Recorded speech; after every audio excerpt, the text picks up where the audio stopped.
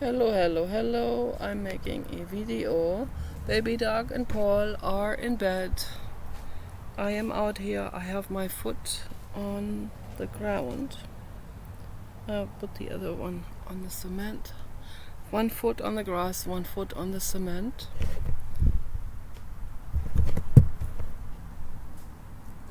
And that is how you get grounded. You understand? Okay. So that is how we get grounded.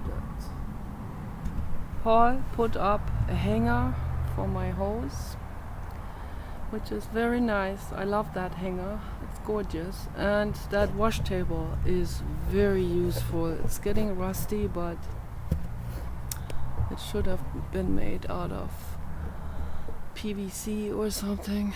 But whatever, it's alright. It works very well, and we are going to take, we have two of those, one at the other house. We're going to take these wash tables with us to our new property that we will buy in the near future, hopefully. And there we will have a greenhouse, and we will have these wash tables in there, and that will be our sinks. That will be our sinks for everything. For brushing your teeth, for washing dishes, everything, hand washing, okay, will be perfect. The water will drain right into the grass.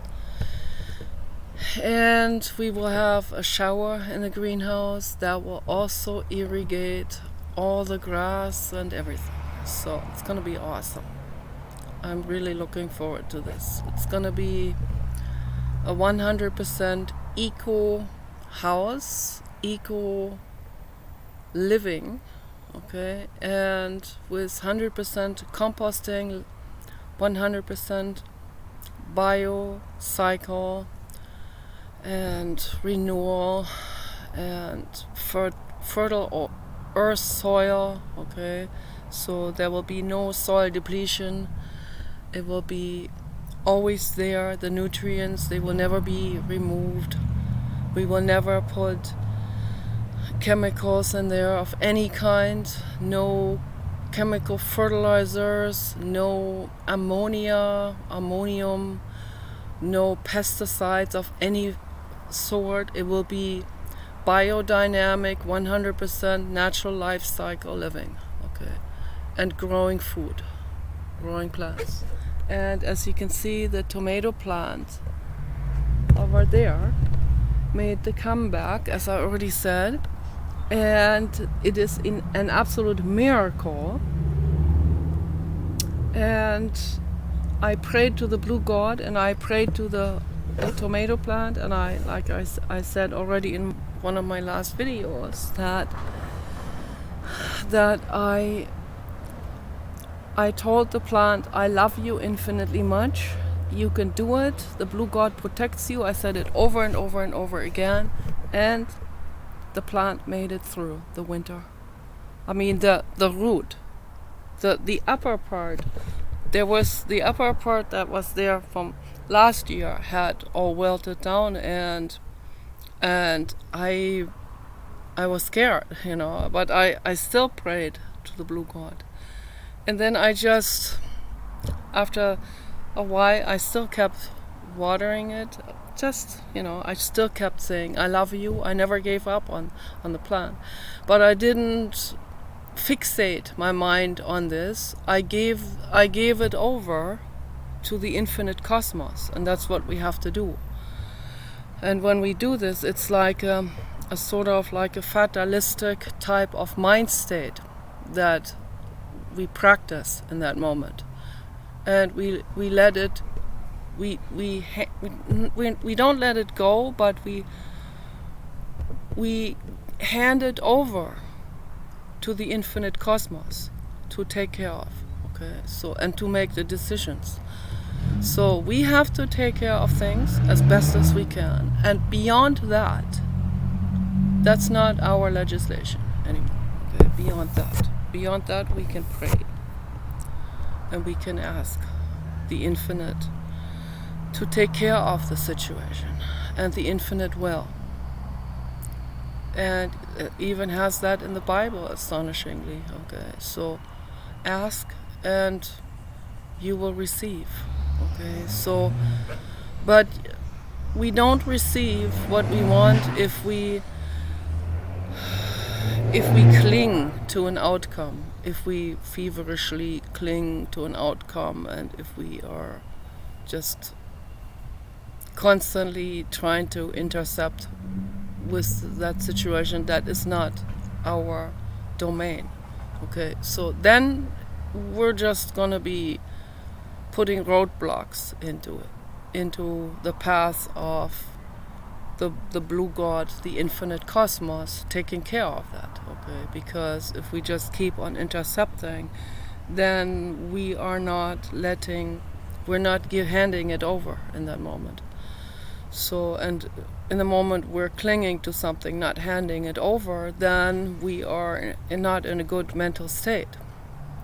And like that lady, I forgot her name now, that said that she did astral projection meditation, where she went way out into space and she could see the earth from afar, from an astral plane, not from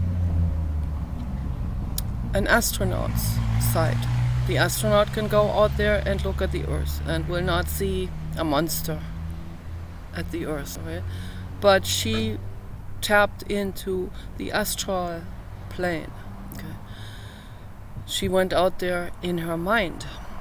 It's a soul extension to God. It's very dangerous. People can die while they do it, because they can go into some kind of delta wave state, like you're under very deep anesthesia. Okay? And people die under anesthesia, and they can die during astral projections and out-of-body experiences in general. So what she saw was, I talked about this before in one of my videos, what she saw was a dragon-shaped monster that was, I don't think it had wings, I don't know, but a very, very large dragon-shaped monster that was clinging with hands and feet to the earth and saying, the earth is mine. Don't take that away from me. And this monster is not well. That monster is suffering. Okay? And that monster is orchestrating the corporate agenda also. It's very interesting how all of this ties in. This is a headset reality that we live here. Okay, and this monster is not feeling good, and the monster wants to cling to the earth, and as anyone, like a possessive husband, for example, when they cling to their wives with control, they're hurting their wives. Okay, they are not letting their wives have freedom and beingness space to unfold their own potentials. Okay, so this existence is about unfolding your own potential and not about being orchestrated by someone or by a group or whatever, by a dictatorship of some sort. That's not how we move forward. That's why the Soviet Union was collapsing. That's why it did not work. All of those controlled situations come to an end at some point. And the monster is realizing now that this wasn't working. Okay, this is just making him miserable.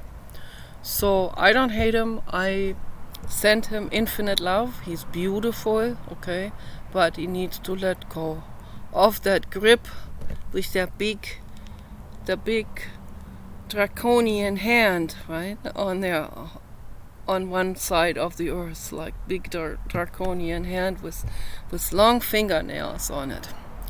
So no, you are beautiful, but let go of that draconian grip. Let go the hand. Okay. Let go of the earth. The earth can take care of itself. And you don't own the earth. Nobody owns anything. If I have a baby on my arm of any type, my own baby or an animal baby, that is not my being. That is not, it's not like I own you with this draconian hand over, right? And some people, they will say, I just want the best for my child, or I just want to protect my child, right? And that should be, they will sell their dictatorship as protection, but it goes beyond protection. It's a form of control, and a lot of parents do this, and that's not very good. Neil deGrasse Tyson, he's a good soul. He's a good person. So I like him very much. I love him very much. Okay. He talked about how to educate children, and he gets it. He gets what Jiddu Krishnamurti is talking. I wonder if he has listened to Jiddu Krishnamurti.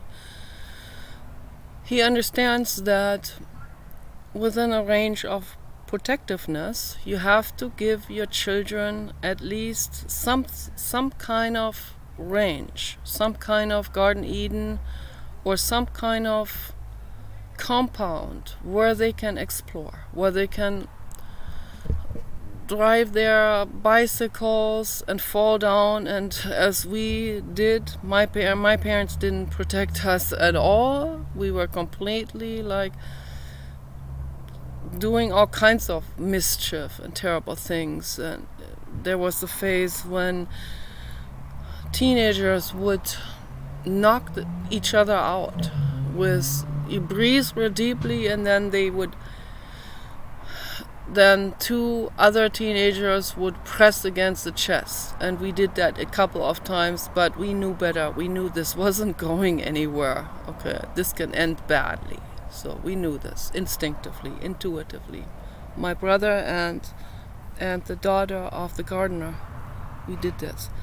And that was not good. That didn't feel good. That felt scary, really. Yeah.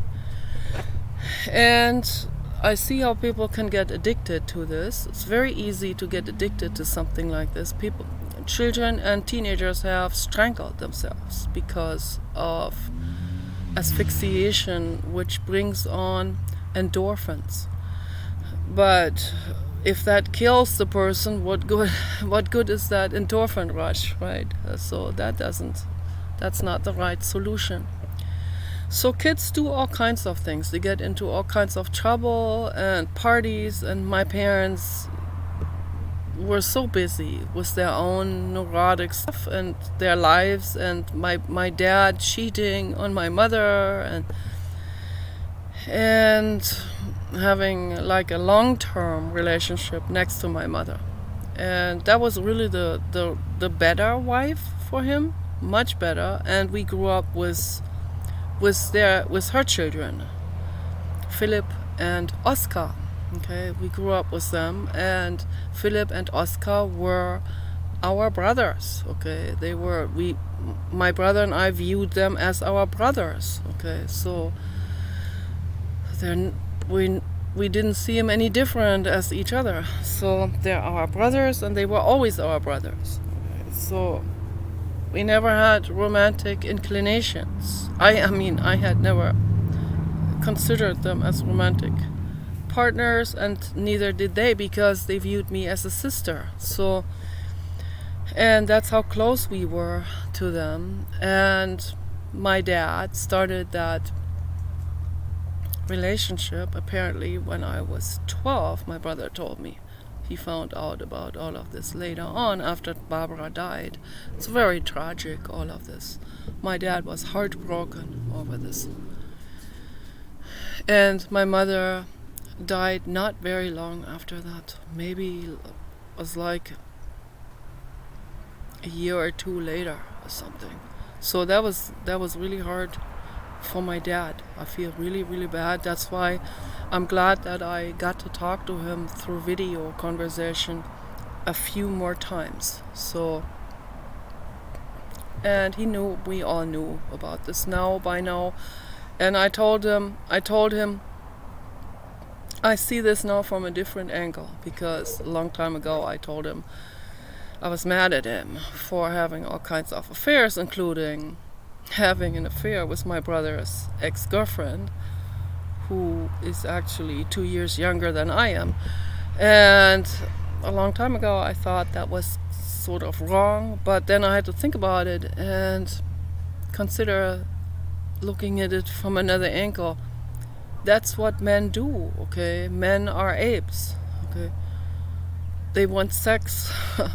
They want many different women. Matter of fact is, they want as many women as they can get, okay? So there's only a certain demographic that will admit that, and that are even proud of it. So the other ones feel kind of ashamed about it. And so I had to completely question my beliefs on that and come back to understanding,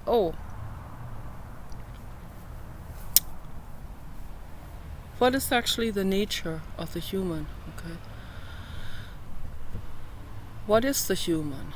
The human is a mammal. The human is an ape, an animal, okay? We are animals.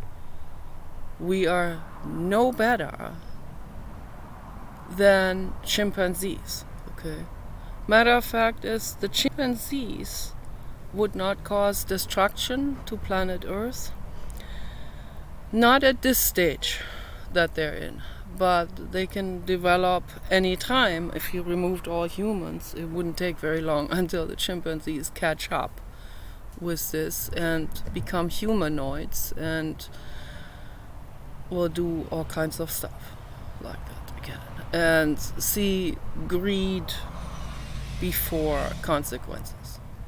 Okay, so put greed over consequences, over the awareness of consequences.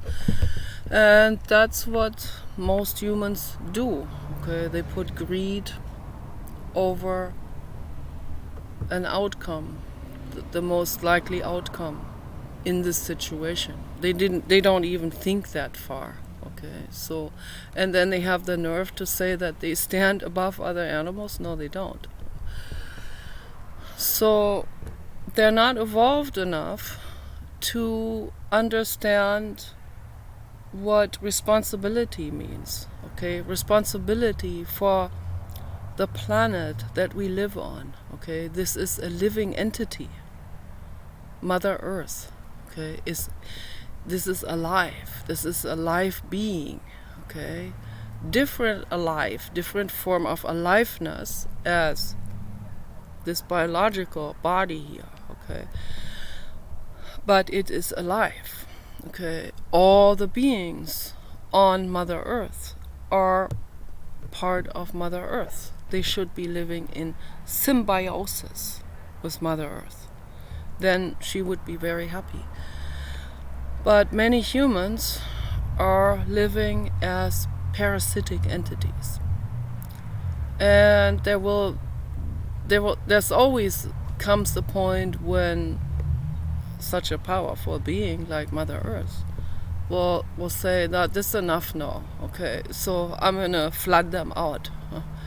I'm gonna create a deluge. I'm gonna explode them out with volcano eruptions, or I might even let them finish each other off, right? So that is how these things are worked. That's all called nature from a much farther fanned out angle. It's all nature ultimately. But what humans are doing is very irresponsible behavior. What chemists are doing, what they're doing, testing on animals, cruel experiments. All of this is not love. All of this is not responsibility. That's not stewardship. Okay, that's coldness. That is cruelty.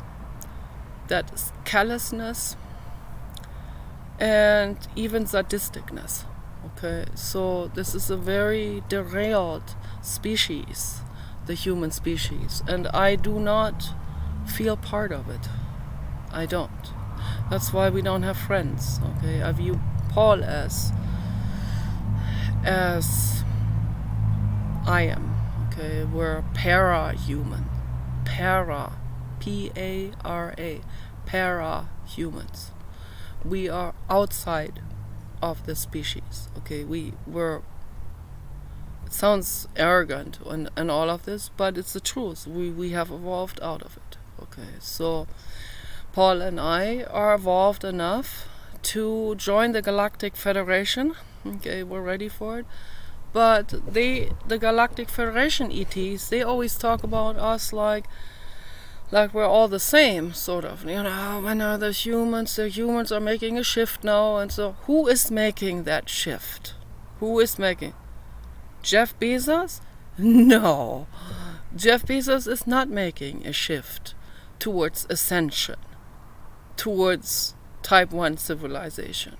No, he's not. Okay, he's doing all kinds of terrible things, suing Elon Musk, fraudulent lawsuits against Elon Musk to slow him down, because Jeff Bezos wants to compete.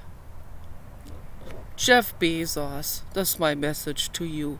You will never compete with the highest Buddha level soul. Okay, never. Okay, you will never compete with this epic genius Elon Musk. Someone like this has never existed on Earth. This is a freak of nature. And no one, neither you nor anyone else, could ever compare ourselves to him. Okay, so Elon Musk is type 1 civilization. Okay, Elon Musk is meritocracy. Elon Musk is love. Elon Musk is responsibility, compassion, and he thinks very, very far ahead. Very far ahead, so far ahead that most people could never wrap their heads around. So that's why maybe, sometimes I look at his posts and his comments, and I think, oh, is he still like a little bit like a child or something. But maybe these posts are like chess moves that we just don't understand from our vantage point, right? So and even if he has something, maybe he has some kind of trauma regression in childhood and stuff like this, which causes him sometimes to talk like a child. I talk like a child too, so I'm no different. I mean, I wouldn't make those comments publicly. I'm too. I'm very careful. I don't want other people to feel. I'm always thinking about. But when we are very traumatized and we have never done therapy, and I think he never has had the chance to do therapy, so how can I can't blame him, when he is sometimes in a state of trauma regression. But like when the brain is doing this, putting him back into the child mental state of mama, please like me, or something, or saying something cute like a 4-year-old would. He has been terribly traumatized during his childhood, and most people would become monsters if they had a childhood like him. But he is the most advanced soul. He's Buddha level soul, so He can see all of these things. He can see through all of this. He can see through himself, through his own trauma. And he makes the right decisions for the greater good all the time. Nobody can compete with him, okay? So,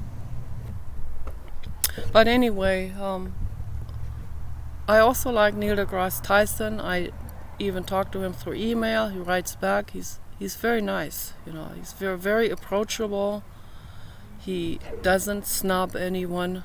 You know, if you have something reasonable to say to him, he will write back. And I complimented him on his approach to child play and to giving children space to explore and find out things for themselves.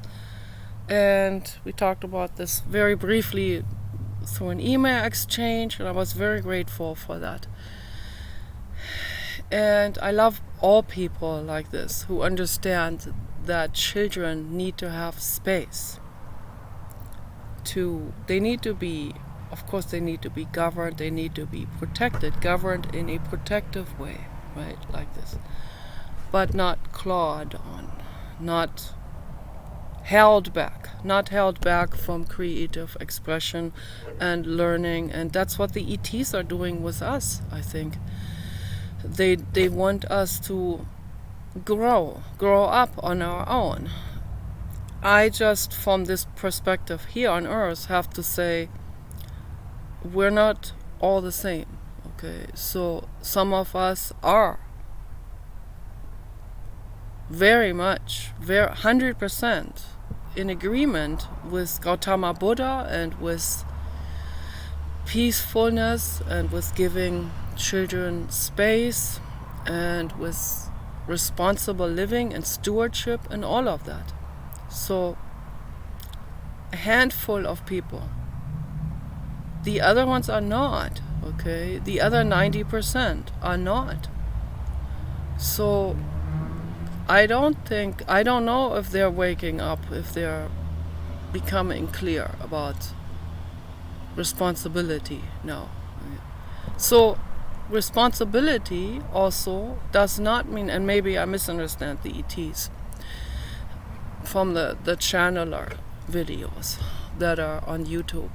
There's one channel that the Galactic Federation station, and very good channel by Simon Mundy from England.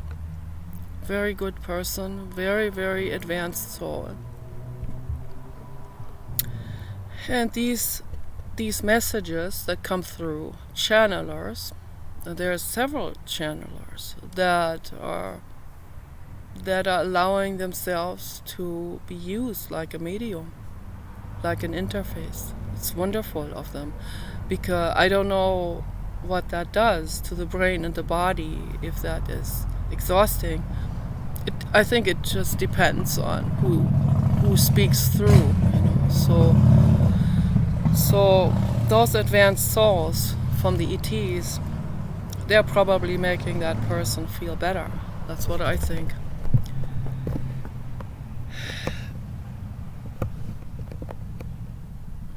There was a woman in Tibet, just a regular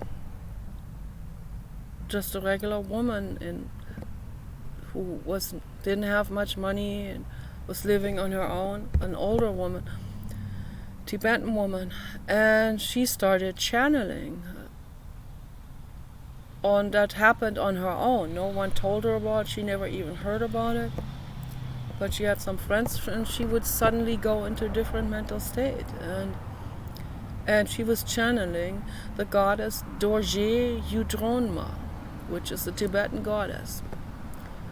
And I later found out that this goddess, and I had visions of that goddess, how that goddess looks like.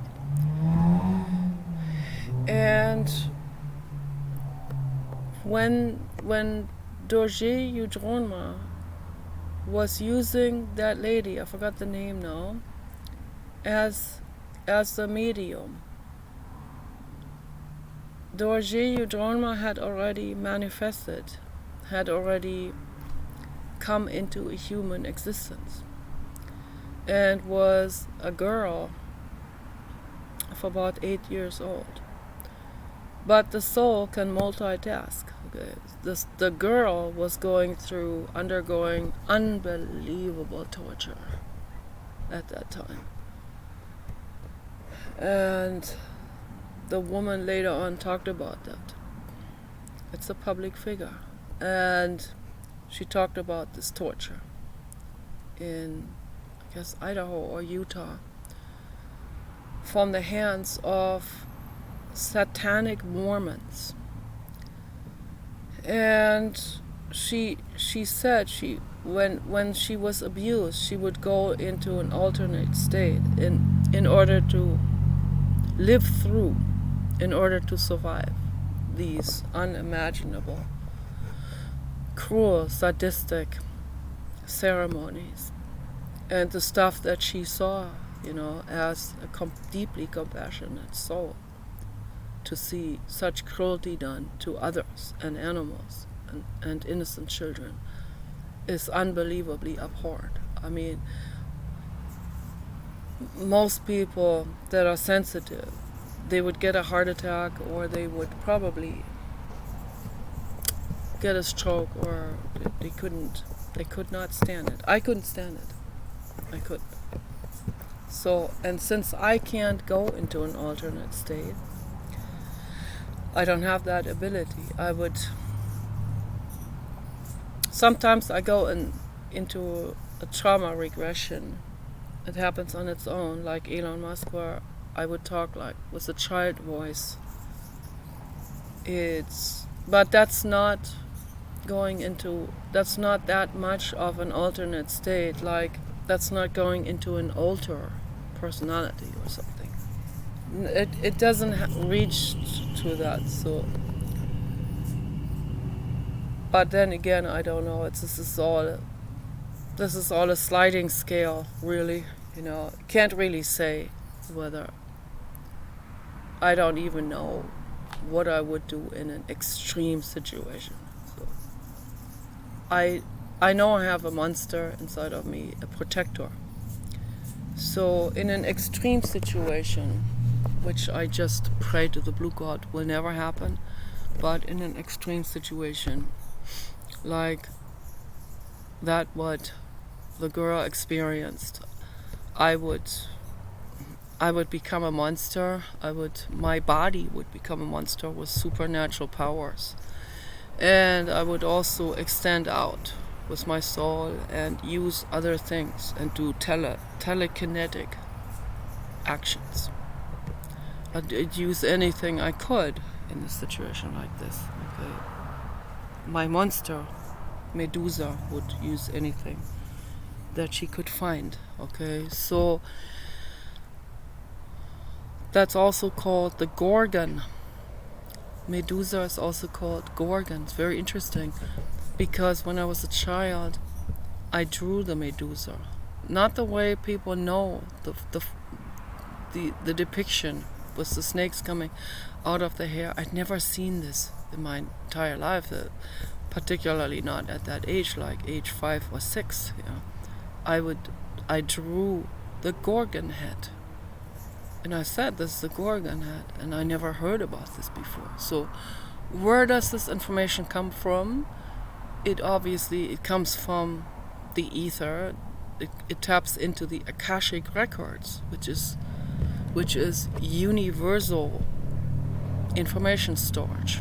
Okay, that's what happens with some people, and I was abused. So, and abuse brings this type of thing on. Okay, if I had not been abused, this would probably never have shown itself in this way. I would have never made those types of drawings, thousands and thousands of drawings as a child of decapitated people, cut off hands, Iron Maidens, which I had not seen at that age. Okay, so where does the information come from? From the ether and also from past incarnations, for sure. but it is starting to rain now.